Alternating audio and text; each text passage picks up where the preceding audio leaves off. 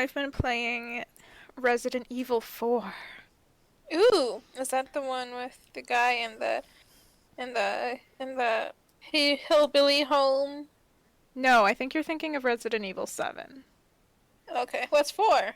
4 is a lot older. It's like a GameCube game. Oh shit. Oh shit. Yeah, but it's super fun. The controls are super weird. Like, Oh. um, in regular third-person shooters, you can like look with one analog stick and then aim with the other kind of thing, Yeah. or walk with the other. Yeah. So look with one and walk with the other. This one you have to like look and walk with the same analog stick, so you can't look around you without having to like wait for your character to move. Oh. It's really weird, but you get used to it. I guess. It's not so bad. It's like impossible to play on a keyboard though, because the controls are so fucked. So you have to play with a controller, and when it's a shooter game, that makes it so much harder. Like, I can't aim to save my life really? with a controller. With a mouse is one thing, but Yes. not with a Also controller. more precise. Yeah. If you want to play the controller, to just plug it on the computer.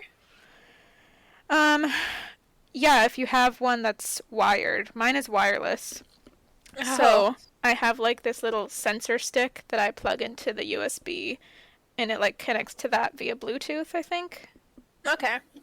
It was like quite a hassle when I first got the controller, because I thought I could just connect to my computer via Bluetooth, but then when I tried it, it was like all the research I did said, nope, you need this little stick thing, and I was like, fuck!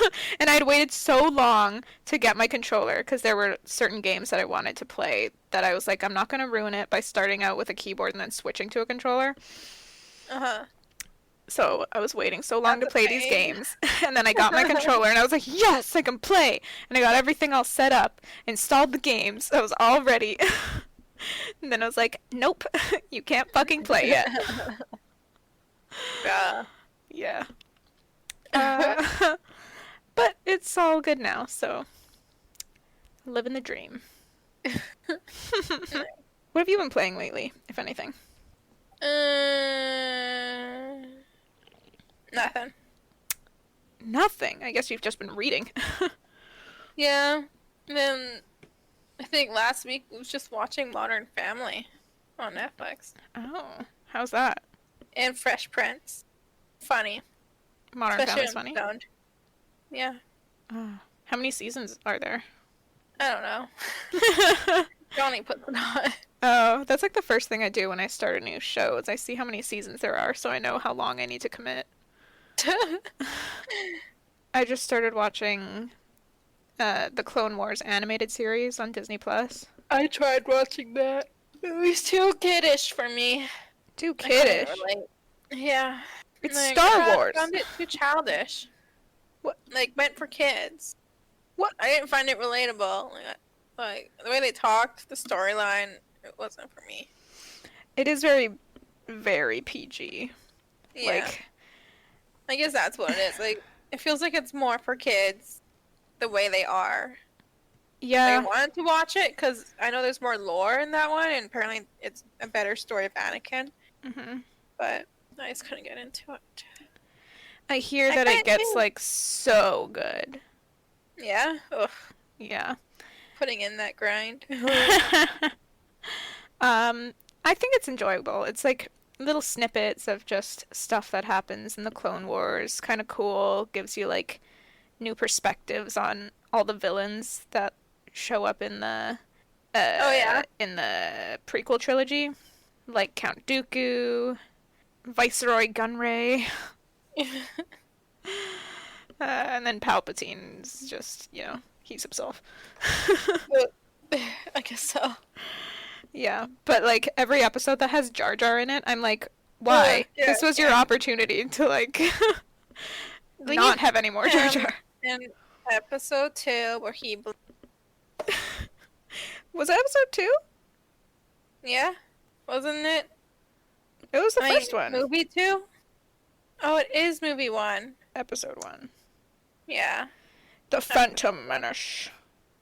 Phantom Menace. Phantom Menace. He didn't even belong in there. Jar Jar Binks doesn't belong. Get up here. Have you heard the Jar Jar Binks is a Sith Lord theory? No. No? Dude. It's so convincing. I need to look this up and tell you about it right now. What?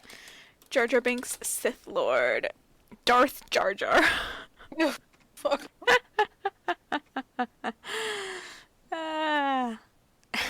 One theory suggests that Jar Jar is concealing a dark secret, that his foolishness, clumsiness, lack of self-awareness, and general stupidity is just an act.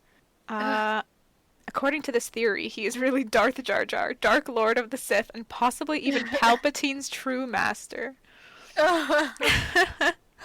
Okay, so the Darth Jar Jar theory was first dreamed up by the Redditor Lumpawaru shortly before the release of The Force Awakens. By the way, I'm reading this from a Screen Rant article. Okay. I want to give credit where credit is due, by Thomas Bacon. So, this Redditor watched the prequels with a critical eye and began to realize that there was something distinctly odd about Jar Jar Binks. He noticed several signs of Jar Jar displaying flashes of unusual physical coordination, such as performing somersaults, the likes of which are normally associated with Force users in Star Wars. On closer examination, he also noted that several of Jar Jar's action sequences resemble a martial art called Zui Quan, or Drunken Fist. Oh. Yep. Okay. Interestingly, during the Battle of Naboo in The Phantom Menace, there are even a handful of moments where Jar Jar shows preternatural awareness, dodging blaster shots before they're fired, or knowing a droid is behind him when it's completely silent. Like any Jedi or Sith, Jar Jar tends to gesture with his hands when he's attempting to persuade others, and significantly he performs hand gestures in scenes where he's promoted to Bombad General or to Senator. He even uses his hands in Star Wars Attack of the Clones in the scene where he persuades the Senate to hand control of the galaxy over to Palpatine. Do you remember that was actually him? Yeah. I remember wondering what the fuck he was doing there. Like, how did he get to government? He's a dumbass. Yeah, it's basically, Padme, I guess. He was a representative of Naboo when she became a senator. Okay. But yeah, he was the one who convinced the Senate to give Palpatine emergency powers. Oh, yeah. But yeah, this part of the theory is suggesting that he was using, like, the Jedi mind tricks or whatever, because of the way he was moving his hands. Given this is the case then, combined with Jar Jar's occasional physicality, it hints Jar Jar could be a Force user too. That raises the disturbing possibility that Palpatine and Jar Jar were collaborators. They both originated from the same planet, after all. Did they? Oh, I didn't know that. What? Wait, isn't Jar Jar from Naboo? Palpatine's from Naboo? I have no idea. Yeah, they both originated from the same planet, after all, and Jar Jar serves Darth Sidious's purposes on many occasions. In The Phantom Menace, Jar Jar plants the idea that the Queen is hot in Anakin's mind, and encourages the young would-be Jedi to question the Jedi methods from the start. Was that Jar Jar? Oh my god. In Attack of the Clones, he's key to Palpatine's acquiring emergency powers, which I said already. Years after he has been useful, in Revenge of the Sith, Jar Jar is still shown in Palpatine's company, not something that would happen if he were really as useless, clumsy, and embarrassing as the films portray him to be. All this suggests that Jar Jar is part of Palpatine's inner circle, a secret Force user who helped the Dark Lord of the Sith achieve his goals. Oh, man. Yeah, so it's likely that this wasn't George Lucas's plan, that he intended Jar Jar to be like comic relief for the children or whatever. But some people think that it was his original plan to have Jar Jar be a Sith Lord, but he changed his mind because of the feedback he got about like people hating Jar Jar. Well, like he's the worst character. A lot more if he were actually a Sith Lord, not just freaking funny. In quotations. Yeah, it would have been like a crazy, I would have loved that. crazy twist. Yeah, but I think some people are thinking that people would have been unconvinced or something. Well, They would have been convincing. like, they would have been like, he's a Sith Lord, oh my god, this is the worst. Just get him out. You know, that kind of thing. Yeah. And that's obviously why Jar Jar as a character doesn't really show up in the second and third. He's just kind of there on the fringes. Yeah. But It yeah, would have made it a lot more interesting. if he was a Sith Lord, hell yeah. But it was either Dooku or Grievous who shows up in the third movie. When does Dooku make his first appearance? Is Dooku the guy with the arms? That's Grievous. Dooku is the guy played by The old man? Christopher Lee. Yes. Number 2. Yeah? Does he first appear in 2? I remember he's there when they're being almost tortured in the gladiator ring. They're being fed to animals in the gladiator ring. Oh, okay. That's how Anakin loses his hand, eh? Yes. Dooku does that, you're right. Okay, so yeah, he does first appear in the second one. So people think that he was just kind of like thrown in as a last minute villain Uh-huh. because the original plan was to have Jar Jar as the villain, but then George Lucas changed his mind. But anyway, anyone who's interested in this theory should watch a video on it. Are we recording? Yeah. Oh.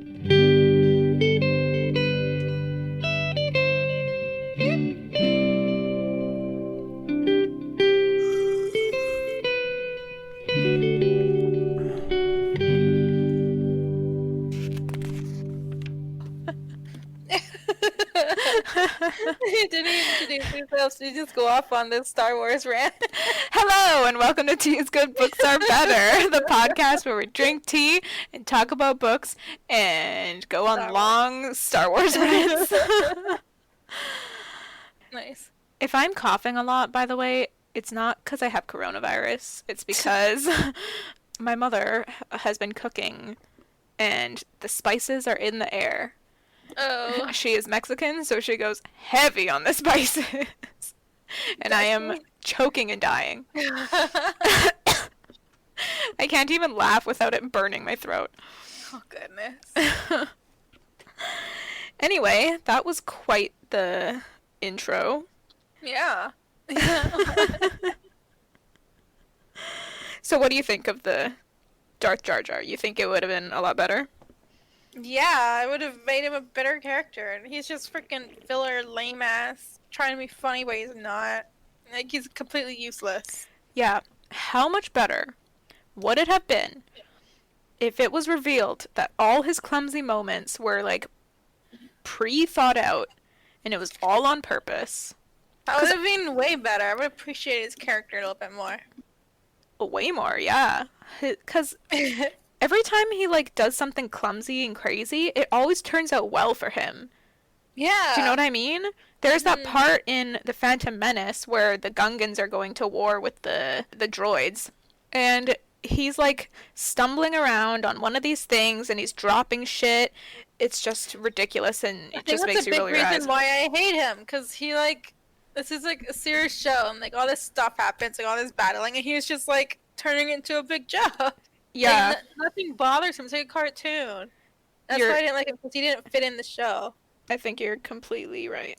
If it ended up being revealed that all of that was part of his devious Sith Lord plans. Because it all works out. He's dropping all this shit, and it's like, it ends up blowing up the droids and working out better for him. I'd rather believe he was a Sith Lord than he's, like, accidentally amazing at everything. Right? Because that shit is time. bullshit. I hate that.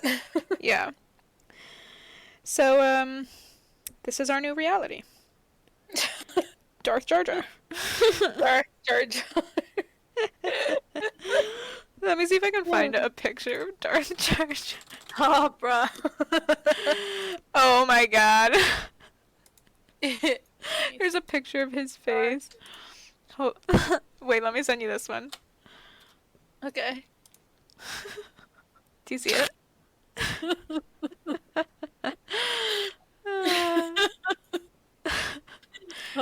Oh my god. I'm looking at these pictures of him looking all goofy in the print. And his little His little what? his stupid fucking smile. Yeah. But dude, if you look at some of the edits of him as a Sith Lord, they make him look really creepy. Like the creepy ass smile. Yeah, I hate that. Ew, like this It's one creepy. here. I'll send you another one. So gross and creepy. Who- Ew, he looks like the demon under your bed. Yeah. That's what I'm looking at. It's so fucked.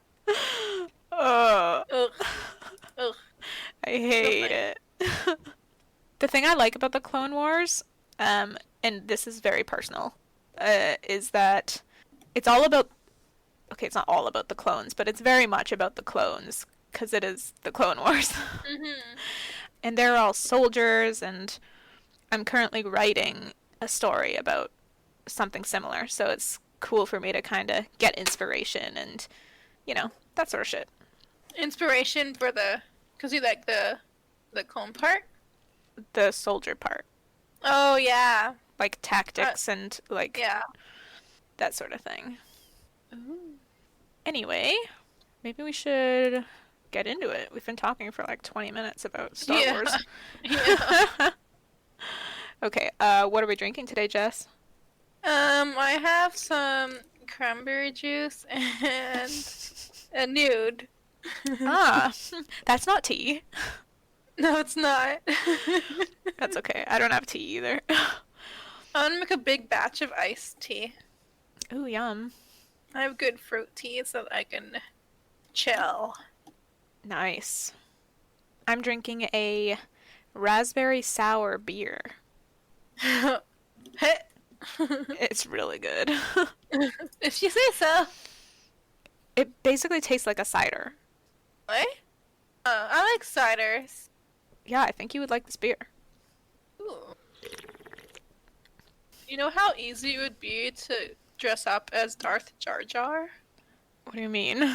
I just found a cosplay, and the person is just wearing the mask and has like a cloak and has like the Sith.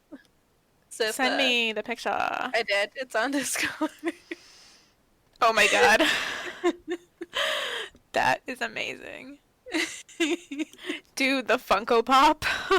That's not real, right? It's a fan made one. It's an actual one. Oh, so they put together Kylo Ren and Jar Jar? Yeah, that's what it looks like, I guess. That's hilarious. Shit, what was I gonna say? Oh, I was We're gonna starting. say that, I can't drink tea right now because I have to get up early tomorrow and it is in the evening. Oh, just don't drink caffeinated tea. I don't think I have uncaffeinated tea. Oh, really? You don't have any herbal teas?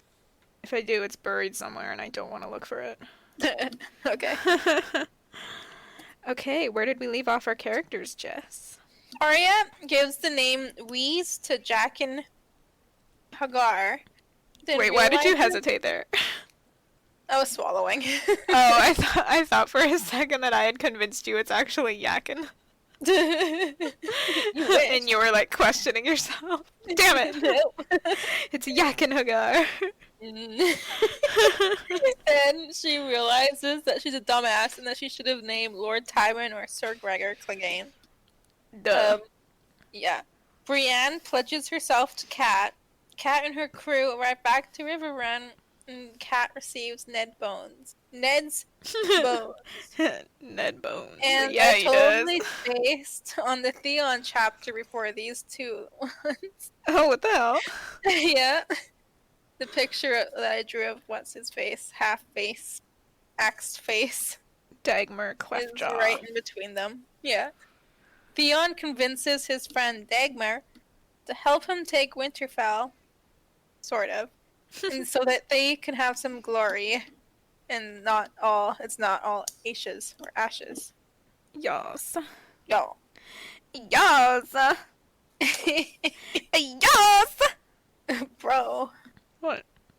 Yeah. Are we not on the same energy level? What's going on? No.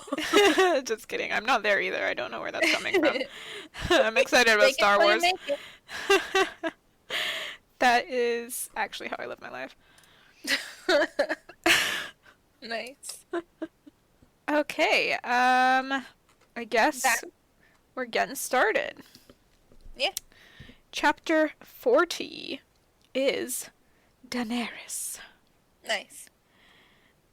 Okay.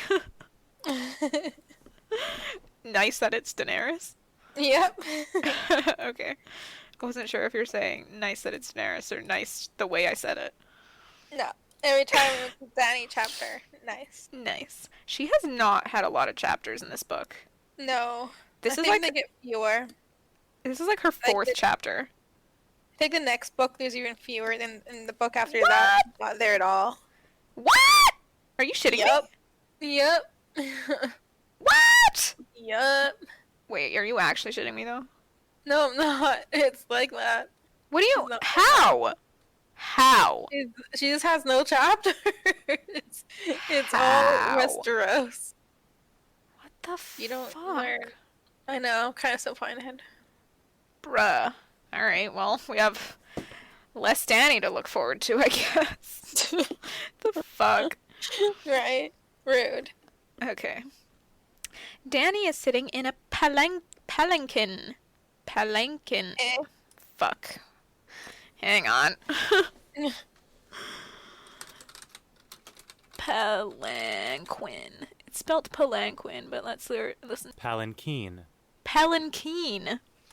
Eh? It's a type of litter with a closed top, I think, like it's covered. Anyway, she's in a palanquin with Zaro Zone Daxos, heading back to Zaro's manse. Dany is upset because she just met with the Pureborn, descendants of the ancient kings and queens of Karth, and had asked for a fleet and soldiers, doing many of their traditional practices in order to ask. But they heard her pleas and didn't care. Did you just sneeze? I dropped something. Oh, it sounded like a really weird sneeze. What? Yeah. Alright. Dany tells Zaro they told her no.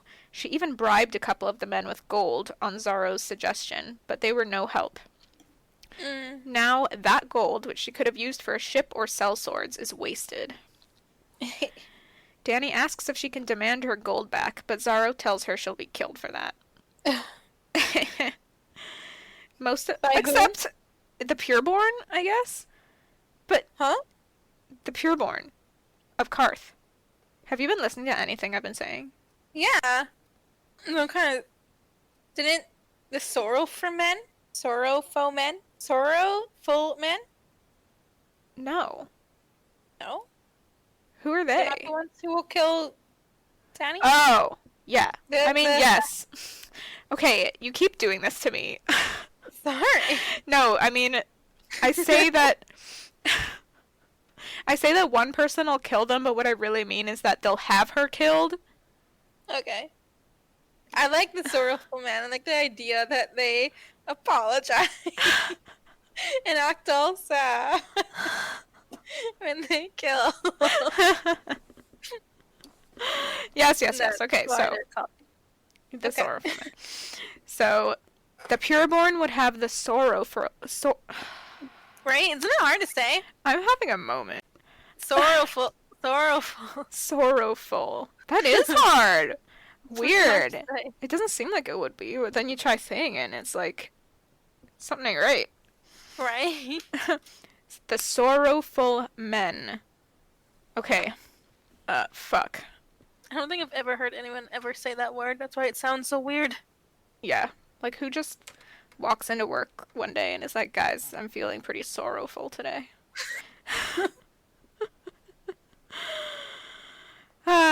Okay. So, what I was gonna say is that she bribes these guys to basically vouch for her. Mhm. And then they don't do that, but they still keep her money? Yeah. Dick move. That is so fucked. That's so fucked. It is. Maybe they're like punishing her for even thinking that she could I bribe don't them think or something. she's even on their radar. Oh no, she's not. They just think she's some hussy I who think they're happened to too come across. elitist to even like notice her really or take her serious Yeah, at all. yeah. most of the gold that she has is because of Zaro, by the way.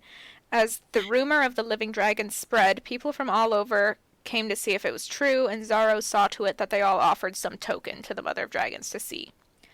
They had given her jewelry, cloth, and even a Zorse, Was horse. which is a zebra. But she had sold it all for gold. There was one thing she kept, though, a crown in the shape of a three-headed dragon.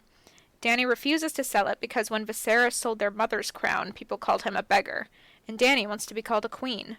But she thinks of herself as a beggar still. She's pleading for help everywhere she goes, and she hates it.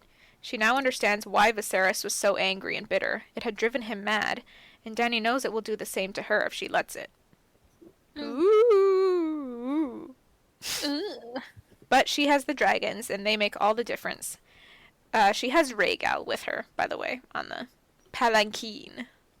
Yee. Rhaegal is the green dragon? Green baby. Green baby. Green baby. I don't know why it's important that she has Rhaegal with her, but fun fact. It is fun. Tell me more about the dragons. Well, Rhaegal's a green baby. Zaro comments on the shitty wine they have in the palanquin, and Dany tells him the arbor makes the best wine in the world. If he comes with her in a warship, he can try it. He has no warships, though, and says war is bad for trade, and he's a man of peace. True. Yep. So Dany just straight up asks him for ships. And he asks her to marry him, which is typical of him, apparently.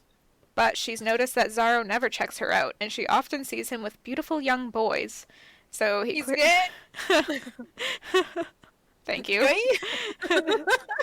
Thank you for that, Jess, for that observation. You're welcome. I don't think it was quite clear enough, so thank you. No, it wasn't. So yeah, he's not actually interested in Dany's beauty or body. Zaro... Power. Ooh, the power. Zaro suggests she stay here and be his queen instead of going after the Iron Throne, but nothing will turn Dany from her goal. Dany says she may have to go to the Guild of Spicers or the Tourmaline Brotherhood for help. These What are... the fuck is tourmaline, by the way? The word? Yeah, what does that mean? Tourmaline is... It is a mineral, typically black or blackish mineral, that occurs as a prismatic crystal. It's Alright. pretty cool. Okay. What's it used for? I don't know, it's like a semi-precious stone. Decoration? Oh, tourmalines were used by chemists in the 19th century to polarize light by shining rays onto a cut and polished surface of the gem. Alright. Okay. Okay. I hear Bonnie. Yeah. Yeah. She's just She needs attention. chonking around. Yeah. You're a little chunk. Little Well, she blinked at me. She agrees. She's like, damn right, and you love it. Yeah, I do. Okay, so the Guild of Spicers and the Tourmaline Brotherhood, by the way, are the other factions of the merchant princes of Karth. Zaro says they will be no help, so then Dany mentions Pyat Pri and the Warlocks. This troubles Zaro. He says the Warlocks speak only lies. Dany points out she wouldn't have to go to them if Zaro would give her what she needs. But he mentions all the things he's given her already. The palanquin then comes to a halt, and Dany's blood riders let her know there's a fire mage up ahead. Dany gets out to watch the performance. The fire mage climbs a fiery ladder, while Dany notices cut purses moving through the crowd robbing people. Classy. When the fire mage reaches the top of the ladder, he and the ladder vanish. It's kind of a cool trick. Mm-hmm. Was the ladder leaning up against something, or just, like, standing up? Going up. Okay. Yeah. Crazy. Quaithe then appears in the crowd, and she tells Dany that the fire mage could scarcely make a fire half a year ago, but his growers, oh, Ooh. Jess. Growers. I can't speak today. But his powers grow because of the Khaleesi. Dany is like, huh? Huh? But Quaithe doesn't explain. She tells Danny she needs to leave this city soon, or she will never be allowed to leave at all. She says that to go north, Danny must journey south. To reach the west, she must go east, etc., etc. Super weird. Right? To go forward, she must go back. Remember that. Oh my god. Yes, okay. Remember that. Is that actually significant? Yeah. Oh. Yeah. Well, fuck. That's, of course, the one that I leave out. Remember that. Okay, to go forward, she must go back. Oh, I get it. I think. Do I? Do I get it? I don't know. Do you? Do you get it? You get Yeah. it. Because you know it's significant. I do. Maybe I get it. Is it about what You'll Jorah... get it. Is it about what Jorah says later? Maybe. I don't remember what Jorah says later. Okay, I'll Continue. bring it up again when we get there. Okay. And Quaithe says, to touch the light, Danny must pass beneath the shadow. That makes Danny think of Ashai. She asks Quaithe if she will find what she needs in Ashai. Quaithe says Danny will find the truth there. Then she disappears back into the crowd.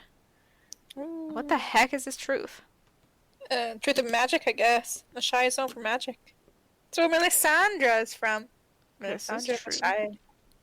This is true. But does Danny really need proof of magic? She's witnessed sorcery. She has her I think dragons. it's like a place where you learn magic. Oh, interesting. Danny the sorcerer? Ooh. Ooh. Danny's blood rider. like- Oh, sorry, go ahead. Danny the warlock. I wonder if Zara would still want to marry her. I doubt it. Me too. Danny's blood riders say Quaithe isn't to be trusted, and Danny gets back in the palanquin. Back at the manse, Danny feeds her dragons and notices they are growing. Even so, it will be years before they can go to war, and they need So to be and they need to be trained as well. But Danny has no idea how to train a dragon.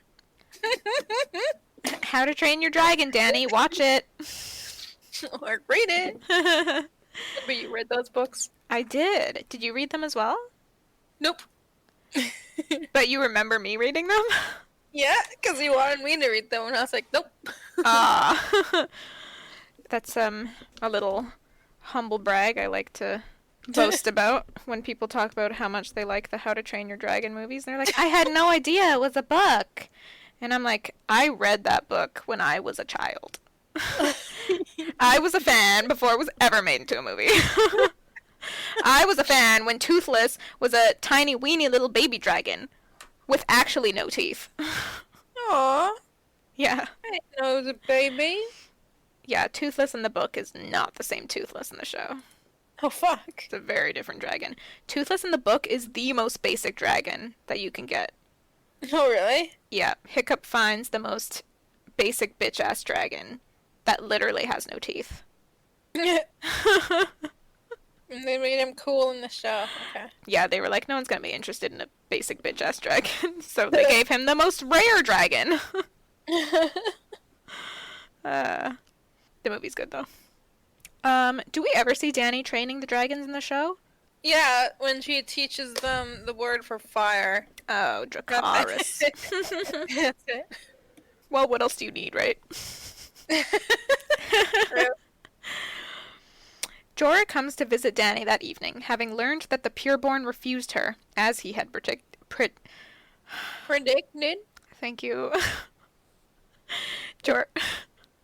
Jorah? I am having a moment. Yeah. Jorah tells Danny that she will get no help in this city. Danny tells him Xaro asked her to marry him again, and Jorah says he's figured out why.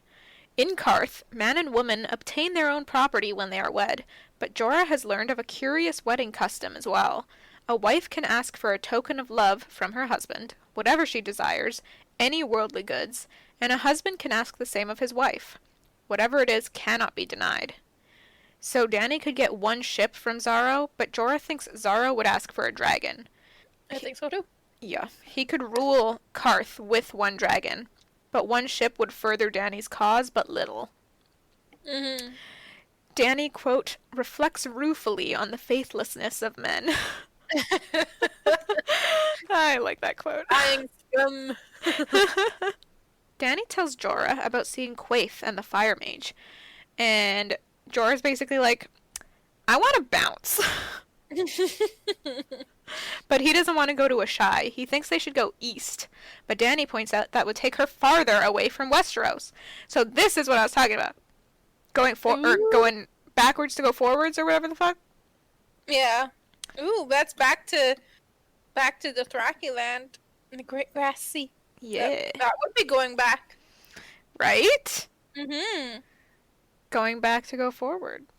Go forward, you must go back. Oh shit. Is that what you were Back. talking about, or is it something else too? It is. It is that? Mhm. Haha, cool.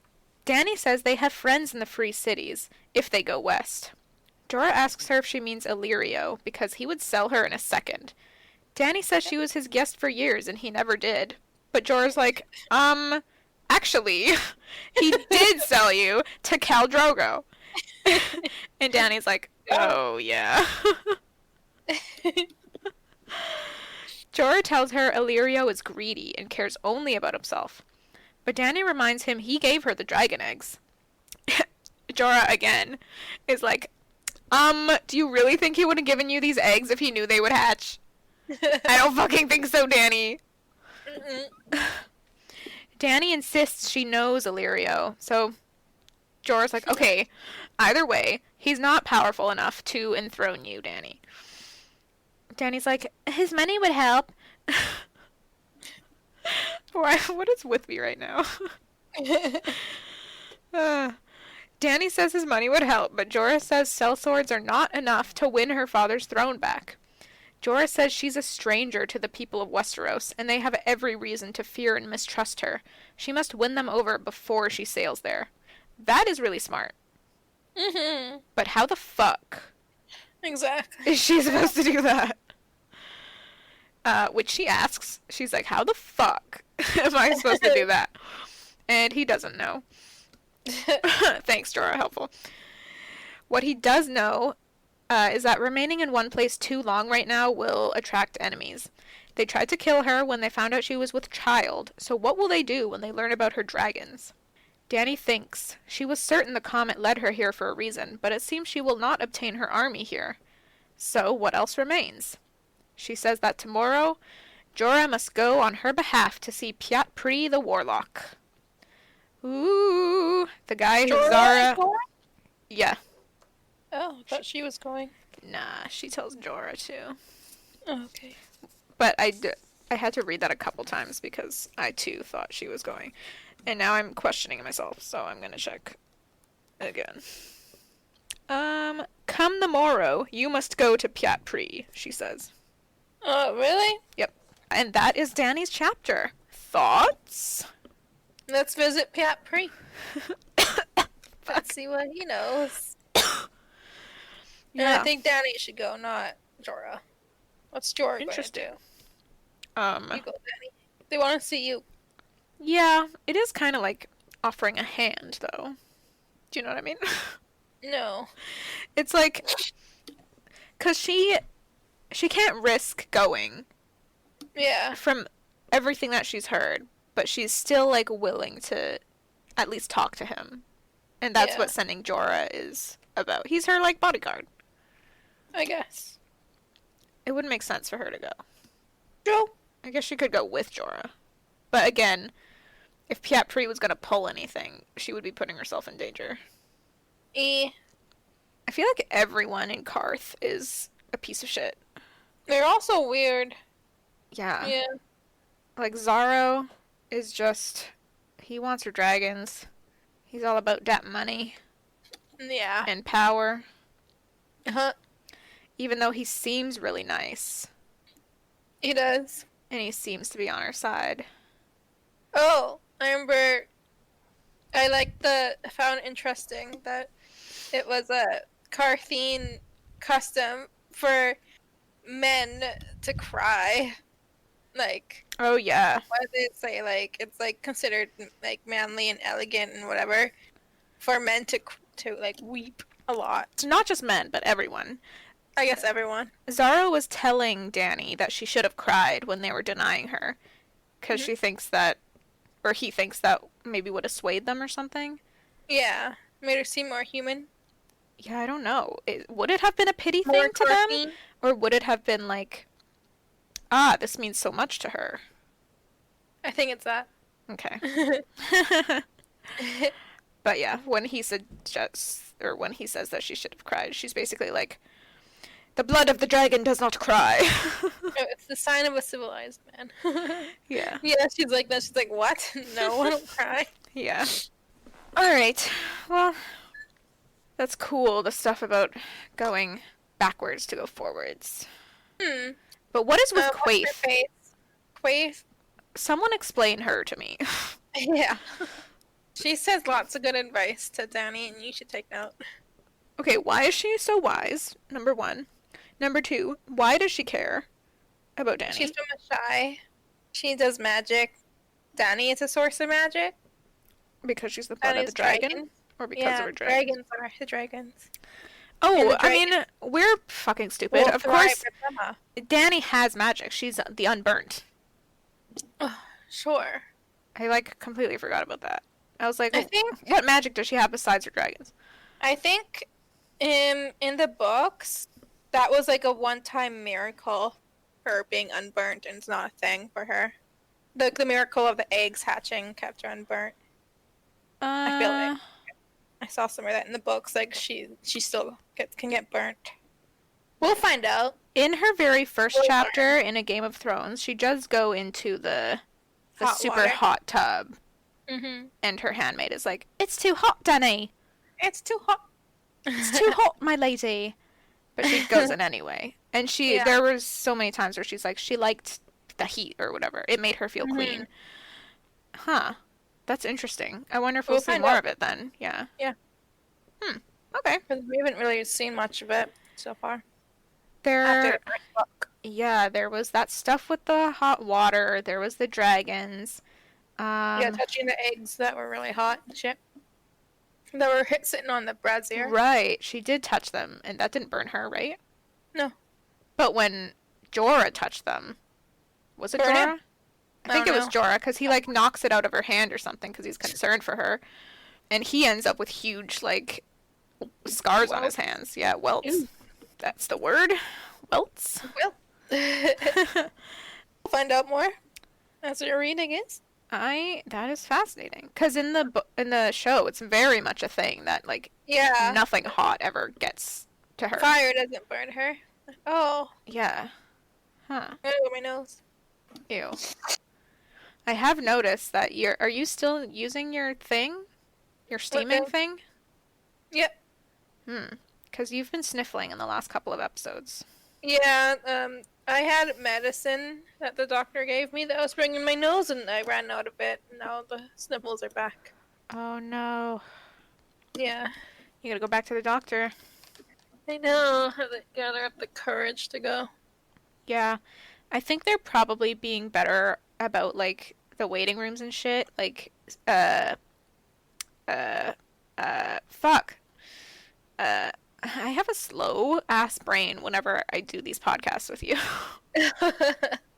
Nice. They're probably better about the waiting rooms and, like, separating appointments farther, like, because every appointment is like 15 minutes apart, so they're always so delayed. Because Ooh, people want to talk to a doctor longer than fucking 15 minutes. I don't. I want to get in and get out. Yeah. But, you know, there's other people who are like, Yeah, they like to talk and talk and talk. I have every disease under the face of the sun. Okay, Move on to these fat chapters. we can move on to your chapters now. Ugh. Who's first? Chapter 40, Tyrion. 41 Tyrion. is Tyrion. Everyone is saying goodbye to Marcella, and Tyrion is impressed with her composure. Ta-ta. She's not crying and whatnot, and she's, in fact, comforting Tommen. Who is weeping like a little bitch Because baby. he loves his sister. He's a baby. That's a little boy. Okay, fine, I'll give him a pass. Cersei had insisted on sending 4 ships to escort her. Damn. And they are going to have to, like, sneak sail past Dragonstone, because that's on the route to get out Mm. of the bay that King's Landing is in. Oh, it And is, then the isn't it? plan is to sail to Bravos. All the way to Fighter? Bravos? Yeah. And then a group of fighters are going to sail her to Dorne. What the fuck? Yeah, it's like freaking sailing from Florida to freaking Africa to freaking South America. Maybe not that far, And it's but going- but I yeah. guess not that far, but still, like, Literally they have to go all across- the way across the narrow sea. To another And then- continent. Couldn't they go back to the same And he's like, he chose to do that because he wants to take every precaution not to get her murdered by Stannis. Yes. The High Septon blesses Marcella's voyage, and then the ship sets sail. There's a moment where Tyrion notices Joffrey chastising Tommen for crying, saying that princes don't cry, and Sansa starts listing Targaryen princes who cried in tales, which pisses Joffrey off. Of course. Sansa, I like that you like are defiant, but also you're stupid for being defiant. Right? I thought she was supposed to be a little bird, repeating the words that she was taught. Yeah. I And, don't know. She's growing some balls, I guess. yeah, Maybe she just likes taunting him. I guess so. And this has Tyrion looking at Cersei, wondering if she's purposely ignoring the fact that Joffrey is a monster. Right? Like, does she even see it? Or is she completely blinded by her motherly love? Okay. That reminds me, I've read a few different Ask Reddits, which are asking parents who hate their children, like, what's your story? And it is so fascinating. Oh my god, I want to find those. Honestly, you can probably just, like, wait a couple months and another one will pop up, so... Bro.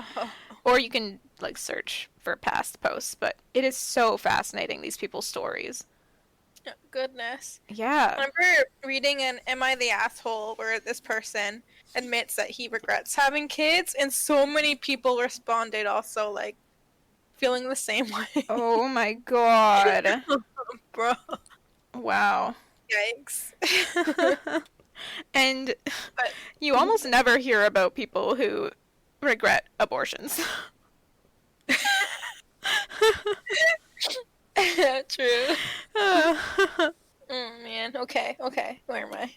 Tyrion thinks about Littlefinger, who he hasn't heard from since he left. He figures that it's just taking a long time trying to convince the Tyrells to the marriage proposal. Mm. They mount their horses and they head back to the Red Keep.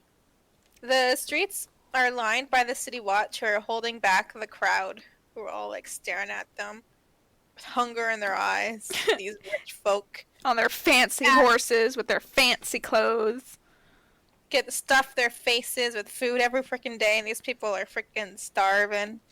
And the Yeah. Septon, right? Are you going to talk about how he's a fatty? The Septum is morbidly obese. He's fucking huge, and that he eats for every prayer that he prays for the 7 gods. Apparently, this is rumors, but apparently he eats like all the time, and he's fucking huge. Yeah, so obviously the small folk would be choked because they're all starving. Yeah. King bread! I loved that. Anyway. Tyrion is very uncomfortable with the way that the crowd is looking at them, and he knows that it won't take much to make them riot.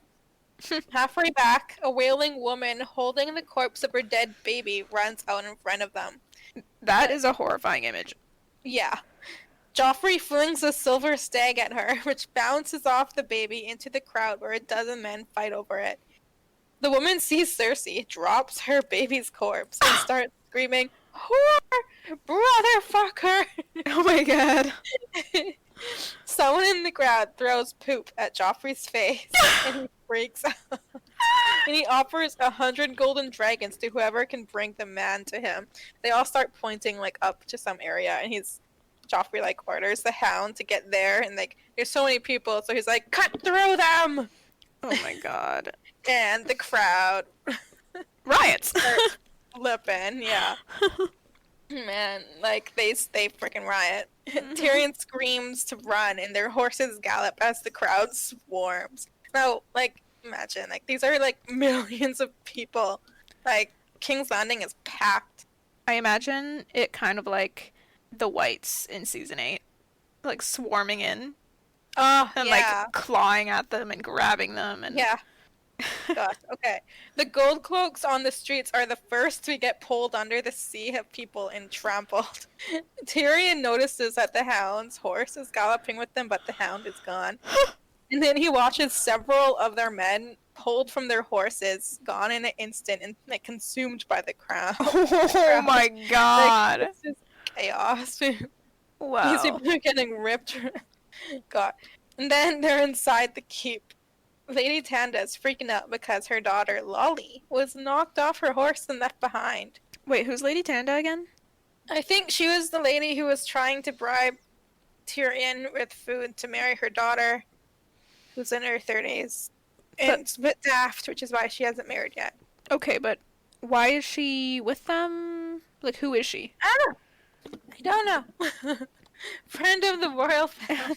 Is she like Cersei's handmaid or something like that? Maybe. I feel like it's something like that. She's a lady. Oh, Let then me she look. wouldn't be a handmaid if she's a lady. It probably says in the book, but am I Lady gonna crack it Tanda open? is one of the remaining courtiers after the beginning of hostilities with the North. What the fuck does that mean? A courtier?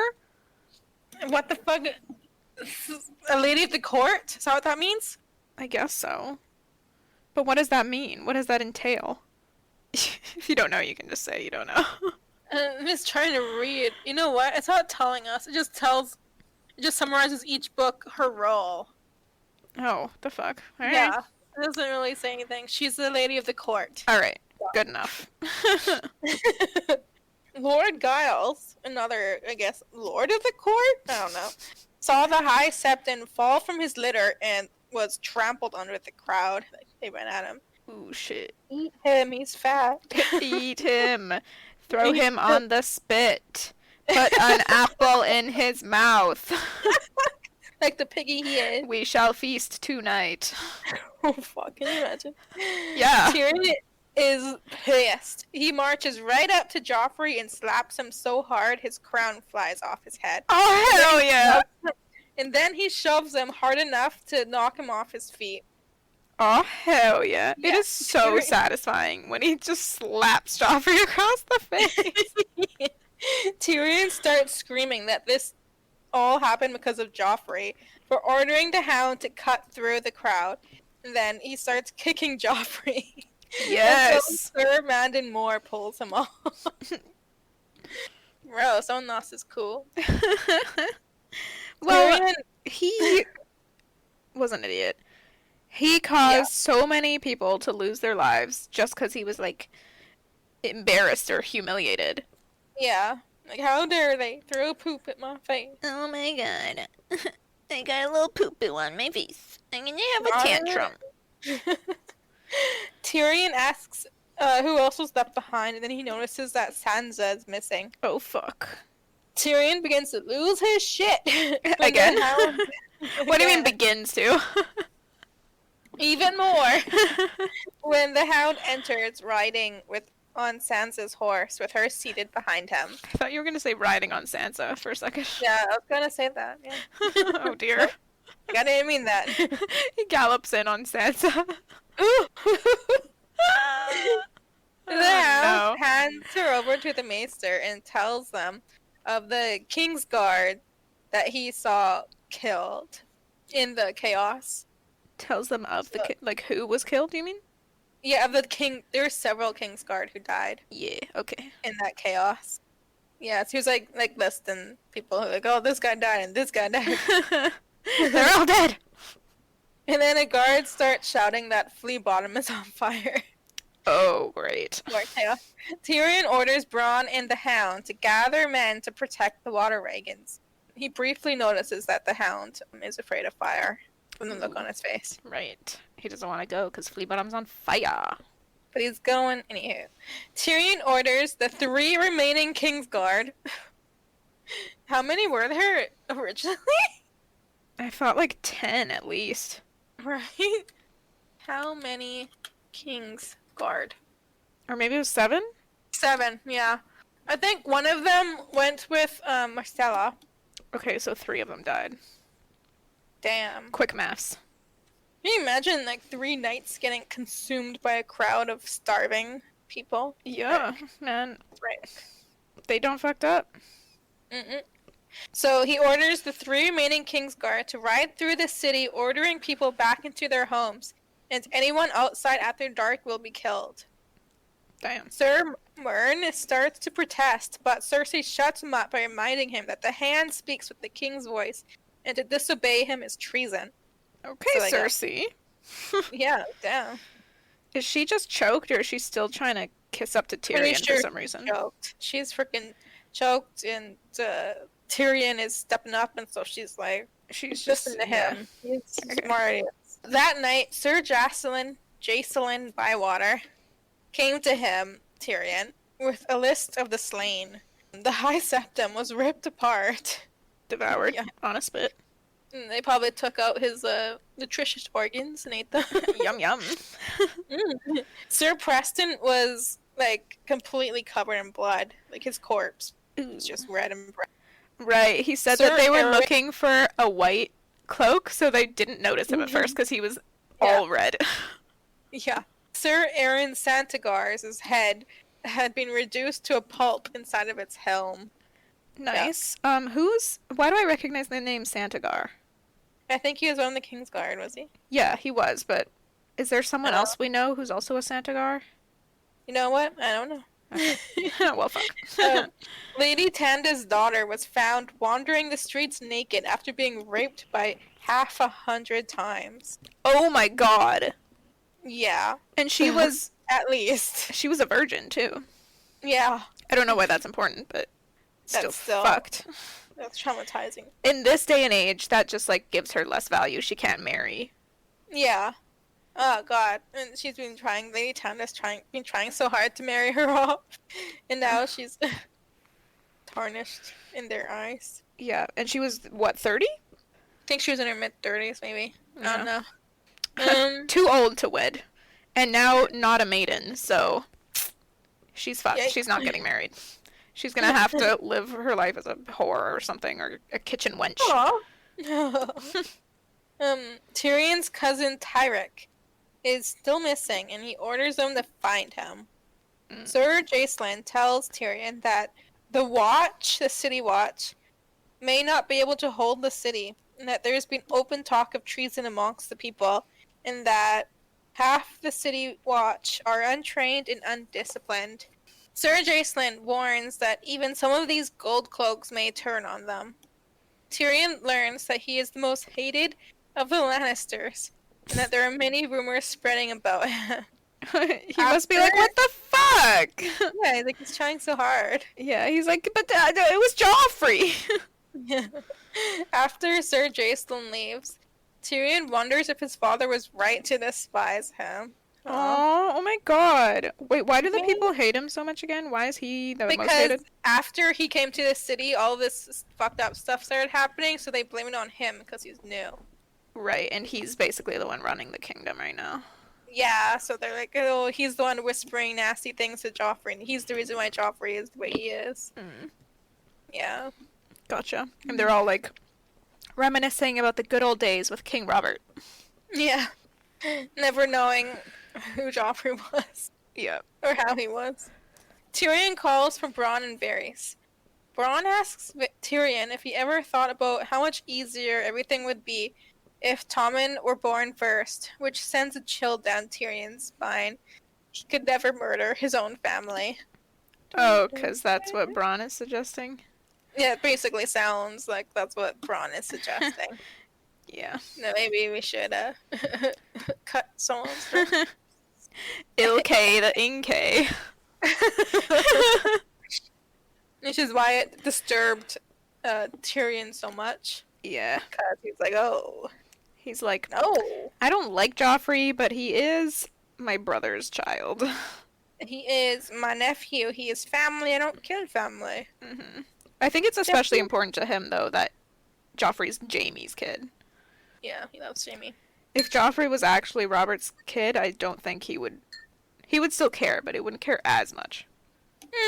Mm-hmm. I think, anyway. Maybe. Well, that's that. Hmm. Crazy. Chaos. Utter chaos. Wow. King's Landing is folding into itself. Yeah, I like that the people are standing up for themselves. Do it. Do Eat the it. people. Eat the They won't Septon. feed you, eat them. That's great. And they start like uh chanting for King Bread at one point, don't they? The thing though, people start screaming things, and then one woman screams, bread! Right. And then they all start screaming bread, because they're starving. Right, and it's Tyrion who thinks, oh, they don't care about King Joffrey or King Robert or anyone. They want King Bread. Oh man. Yeah, I love that. Food, feed them. King Bread! Hmm. Bread is king, though. No, it's Satan. It's delicious, but whoa.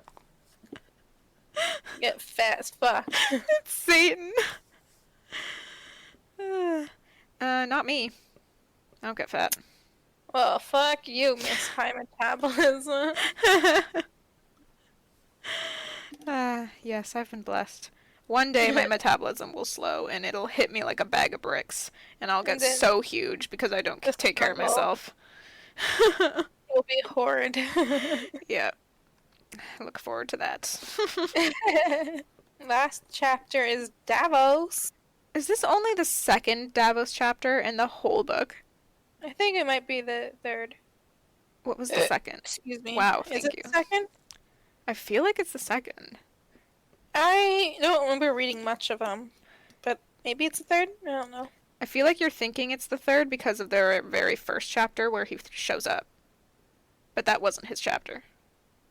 I remember a chapter where he's instructed to spread rumors about the Lannisters. And I think there was one before that where we get to know... Yeah, where Davos watches Melisandre bless Stannis' sword Right. in the fire. Okay, I but think they've just been kind of shorter. either way, my point still stands. We're over 600 pages into the book, and he's only had 3 chapters. Why is he a perspective character? Because we want to know what Stannis is up to. Yeah, honestly, Davos kind of just feels like a prop to me sometimes Oh, for us to see what's happening with Stannis. yeah. Because a lot of the time, we don't even get any, like, introspection from Davos. It's basically just him observing Stannis do stuff. Yeah. Yeah, that it is. Anyway, Um, go ahead. I have a really quick question first. Okay. How do don't you don't imagine- with the pen. Don't even start. God. Put it away. Yep. How do you imagine the rainbow striped cloak? This is Renly's people, his Kingsguard. Yeah, Renly is Kingsguard. I kind They of, keep bringing it up, and I'm like, how am I supposed to imagine this? I don't think this is how it's supposed to be, but I imagine it as tie-dye.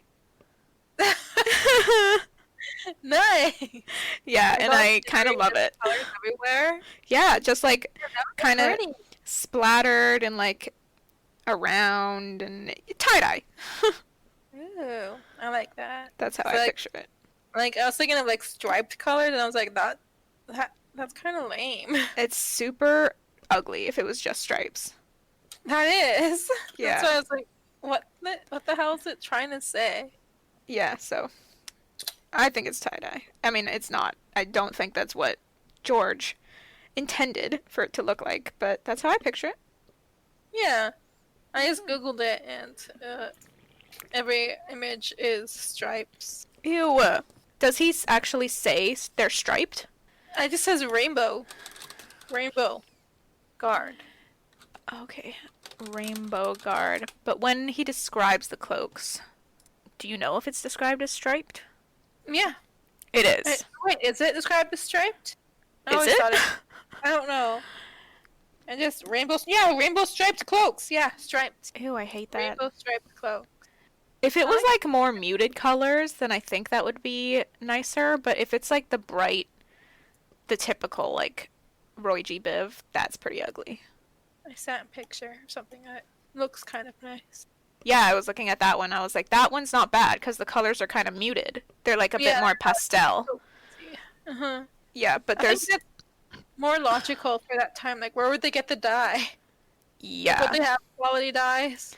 like there's pictures like this one that like this is the ugliest shit I've ever seen. Right? That is awful. It just looks like the pride flag hanging off of him. Oh, I don't like that. It's too straight. It's too yeah, bright. too No. bright. It's just tacky. I like the other one because the colors kind of like don't look too like they kind of like merge together, sort of. Yeah, they're more earthy too. Anyway, Davos. Davos. Okay. Stannis' army is parleying with Sir Courtney Penrose, who is holding Storm's End. This is the first time Davos has seen Stannis in days, and it looked like Stannis had aged 2 years, Damn. which isn't a long time, but maybe back then it was. Davos heard from his son Devon that Stannis had been having terrible nightmares since Renly's death and hadn't been sleeping. And apparently, Lady Melisandre is the only one who's been able to make him sleep. And Davos briefly wonders if they're fucking. Stannis basically says to bend the knee. Sir Courtney asks about Edric Storm, like, what about him? He's Robert's bastard. And Stannis says that he must be surrendered, and then Sir Courtney refuses. I feel like he's more protecting Edric than he is Storm's End. Like, he's more concerned about Edric's well-being. Yeah.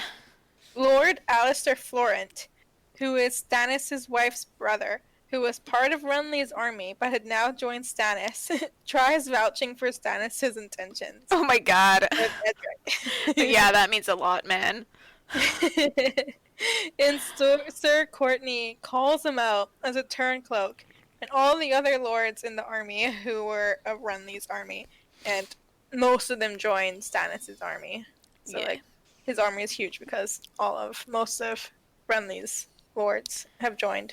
Sir Courtney asks where are the Tyrells, and even asks for Brienne of Tarth. The lords in Stannis' army start going off discussing, like, shouting like, it was Brienne who killed Renly, or no, it was Lady Stark who killed Renly. Just freaking gossiping. Sir Courtney doesn't believe the rumors about Brienne because he knows her, and he knew that she loved Renly. Sir Courtney counters Stannis' proposal with single combat. They fight, or they choose their champions. Stannis is like, I'm not dumb. Why would I do that when my army can totally take yours? And they settle to war and leave. As they head back to camp, the lords that were once with Renly's ex-lord, these lords who once served under Renly but are now at Stannis, start talking about how epic this battle is going to be and how they're going to be kick-ass and all that jazz. Oh my god. Like how they are. And Stannis is disgusted. He likens them to magpies and tells them to shut the fuck up. Yeah. Honestly. I am I with love him here. Davos sees that the lords are offended and he rides up to join Stannis. Stannis asks Davos what he thinks of Sir Courtney. Davos thinks that he is stubborn and desperate. Stannis suggests that they should find Sir Courtney's father, Lord Penrose, and demand that he give them the castle or they kill him. Davos thinks that would be dishonorable. Stannis asks Davos that if he should be sparing the lives of traitors. And Davos is like, well, you spared all these lords that Yeah. once served Renly. Stannis asks Davos what he thinks of the lords, and Davos doesn't think they're loyal. They just went from Robert to Renly to Stannis in a year. Damn. Stannis laughs, and he says that the reason he likes Davos is for his honesty. Stannis asks Davos why he still keeps his finger bones, and Davos says that they remind him of who he was and of Stannis' justice. Interesting. Stannis asks how the Cersei incest rumor is spreading, and Davos is like, meh, some people would believe it and some didn't. Then he mentions that there's another rumor, but Stannis already knows of the rumors of Patchface being his daughter's true father. Stannis opens up about his nightmares that he's been having since the morning of Renly's death. I think in his dream, he's the Shadow, from the way he talked about it. Oh. Like, he dreams of entering the tent and of killing Renly. He seems pretty shook up about Yeah, Renly's death. this really bothers him. Do you think it's guilt or? I do. I don't think he thinks Renly should have died like that, or he doesn't like seeing it every night. Maybe he doesn't like the idea of that. I don't know. Yeah, it seems But he doesn't like it. It seems to have hit him in a way he didn't expect. Yeah. Davos gets a bad feeling about this dream. Doesn't like it. The way that he's talking about it. Right. Stannis feels remorse about Renly's death, and he even admits love for him. They arrive at camp.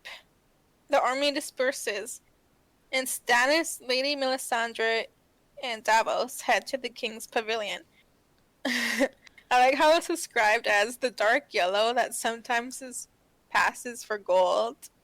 I get that. There seem to be a lot of descriptors about how Stannis's kingly stuff is like very not fancy. Like his crown is super plain. Yeah. His pavilion is like kind of a shabby tent that's only slightly better than everyone else's. I think the chapter opens up describing all the lords looking like brilliant, and then Stannis in his plain garb. Looking like a fucking dork. Stannis dismisses Lady Melisandre, and he and Davos enter the tent. Stannis tells Davos his plans on how they will take Storm's End, then asks Davos what he thinks. Davos thinks that they should sail to King's Landing instead. Storm's End is already theirs, basically. Why kill many of their men in a pointless battle when they should use their full force at King's Landing? Stannis agrees, and then he says that he can't, because everyone will think that he was defeated, and he can't have that. Plus, there isn't going to be a battle anyway. Sir Courtney is going to be dead within the day. Lady Melisandre saw it, as she saw Renly's death. Uh-oh.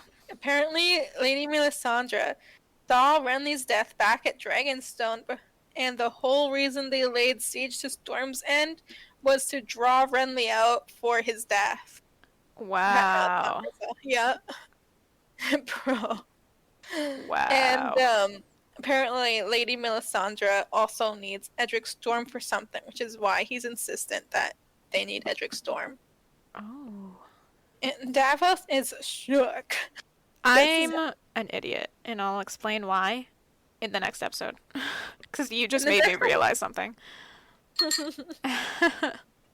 Anyway, sorry for the interruption. Stannis has a job for Davos. Davos is to smuggle his way to Storm's End with Melisandre. So that night, he does just that. Davos isn't happy with what he's doing, and Melisandre asks, "What's up?" Davos feels conflicted about the evil they're going to do, and they have a little conversation on what makes someone evil. Davos says that she's going to kill Sir Courtney, and asks who brought her to Renly. Melisandre says that Storm's End is old, and there are spells woven into the stone so that even shadows cannot pass through their darkness. Ooh, so was Storm's End like actually constructed by the Children of the Forest? Very well, possibly. Ooh. To withstand storms like that, like the way it's described. Yeah. Great. Davos says that shadows are a part of darkness. And Melisandre says, no. Shadows only exist in the light. True. This is true. They come upon the cave that leads under the castle, and they fall silent. They enter and they sail under until they come upon a gate preventing further entry. Melisandre lights a small fire, I think? I don't know. It just says a light happens. She turns on a light. Just the flashlight she has. Yeah. And she takes off her cloak. She is naked and heavily pregnant. She squats and she gives birth to a shadow that grows taller than Davos. Ew. It continues growing as big as the tunnel until it disappears deeper into the castle. Ew. Davos recognizes the shadow as having Stannis' form. Oh My goodness. Oh my goodness. That's that chapter.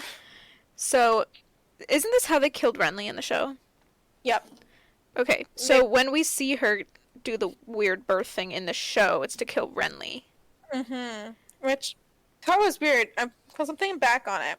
Renly was in a camp, but in the show, they still go into a cave up to some chained fence where she gives birth. Oh, what the fuck? Like, not a chain fence, but like, a gate. Yeah. So I'm like thinking, okay, where was she? What?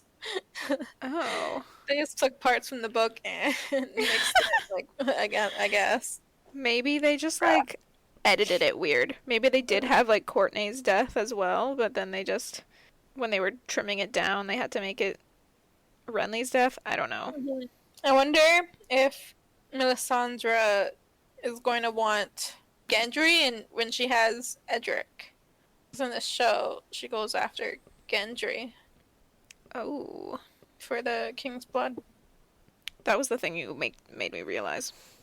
Mm-hmm. Because later, in the next episode, Catelyn has a chapter where she wonders why Stannis wants Edric Storm, and she has a theory, and I was like, oh, that's interesting. I wonder if that's true. But now I'm like, oh, of course it's not true. You're going to tell me that theory next episode? Yeah. Okay. I will. Yeah. Okay, is that it? That is that. Damn. Well, this has been a long-ass episode. Two fat big boy chapters. And the Star Wars rant at the beginning. Oh, yeah, true. Yeah. This is like an hour and a half. Oh, bro. We should probably end it. Yeah. We'll see how much I can trim it down. All right. Well, thank you so much for listening. If you want more of the podcast, please follow us on Instagram. You can follow the podcast at Tigbab Podcast, or you can follow us separately. My handle is Crimby. Jess's is just.egan24. You can also find us on Facebook. Just search Tigbab Podcast or Tea is Good, Books Are Better, and we should pop up there. Also, please subscribe to our good friend Baram Barami on YouTube. He's the one who made our jingle that you heard at the start of this episode, and he's really dope and makes cool stuff, so give him a like and a subscribe. Also, you can check out our Patreon, patreon.com/Tea is Good, Books Are Better. We have a few different tiers on there with fun rewards, so if you contribute, you will get something in return. You will also be helping us out immensely, and we'd be very appreciative, but we also just appreciate you listening. And please don't forget to share the podcast with your family and your friends. That's it. Yeah. That's the end. And that's that. Turn it off now. Adios!